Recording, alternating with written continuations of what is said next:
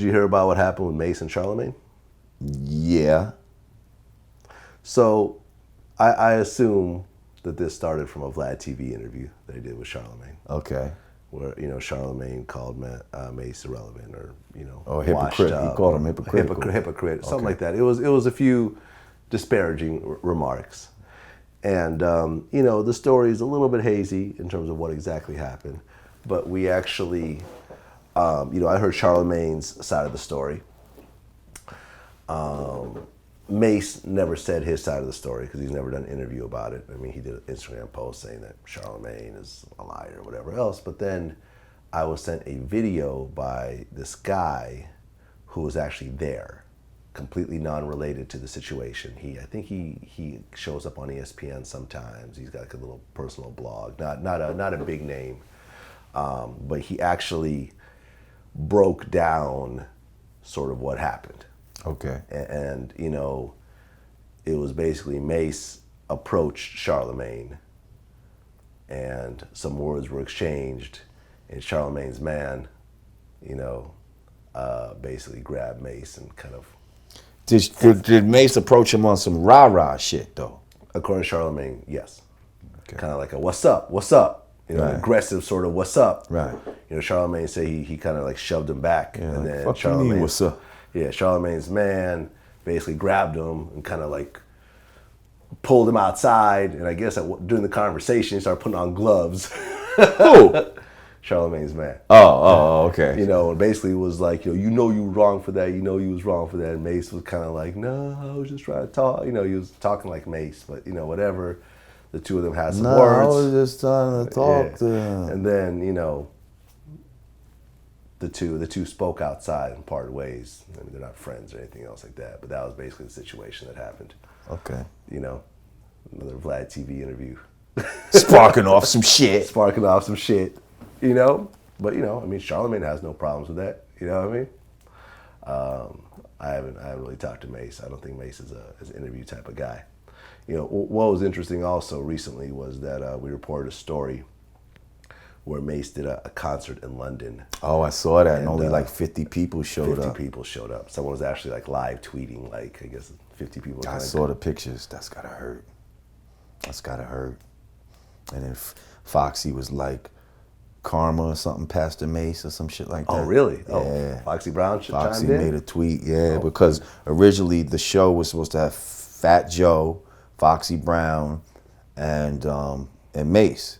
So Fat Joe couldn't get in because of some passport shit or something.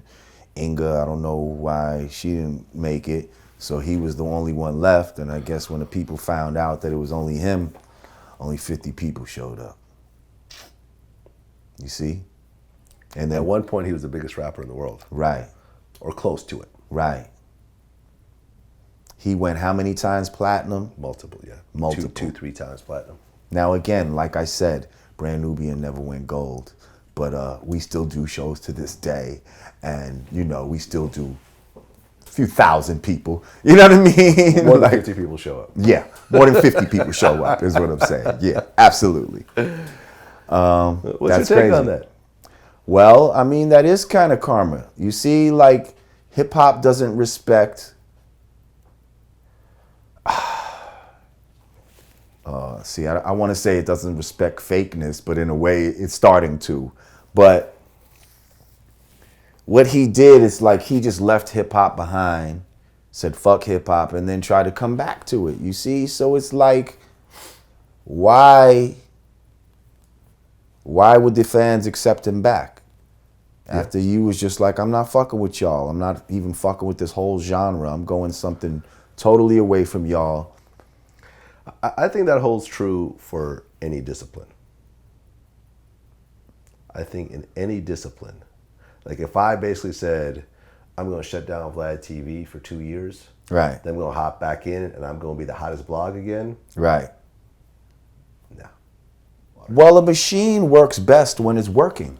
Right. You see what I'm saying? The cogs to the machine has to be moving. To stop the machine and then restart the machine, it takes a lot of work to do that. It's better for the parts and all that to constantly be working and always moving and shit like that. So, yeah, when you're up there like that, multi-platinum artist, biggest rap, you know, you had all the money, the bitches, all of that type of shit, and then you just stopped and, you know, left it alone totally, and then try to come back and see what you'd have left it alone for is what's ill, because you left it alone to be a pastor. Yeah. It's not like you left it alone to say, you know what, I'm going to try my hand as a basketball player or some shit like that. You know what I mean? In a way that's still within like a more hip hop boundaries in a crazy kind of way. Like, you know what I mean? I mean, you know, I think that a Master P tried to be a basketball player. yeah. I mean, it didn't work, but he still was able to come back and rhyme after that, even though he was never the greatest rapper anyway. But he still was able to do some shit. Well, I mean, you know, I had this conversation with someone recently about, like, I really wonder where 50 Cent would be today had he said, fuck this acting shit, you know, fuck this, you know, these headphones and all this, you know, this boxing promotion or whatever else. I'm a rapper. I'm going to keep dropping fucking song. I'm going to live in the studio the way I have been, because I think people forget how big fucking 50 Cent was in 2003. I don't. You know what I mean? Because, you know, it was a long time ago, 2003, 2004. It was a decade ago. Like he was like Drake back then. You know what I mean? I mean, you could almost say he was bigger than Drake because people wanted to be him. You know, people don't necessarily want to be Drake. Right. People like his music, but they don't buy into. No, the he had character. the whole. He had the whole thing. When that first album came out, it was every every song. club. G-Unit. Bo! Yeah. We in here. Bo! That was the shit. Bo! Bo! Bo! Man, you had people wearing do-rags who had absolutely no business wearing do-rags. that fucking. back then. You can find me in the club, party, blah, blah, blah. Yeah, no, he if was you thinking a gangster, man. He was the biggest thing ever. And I think that album went diamond.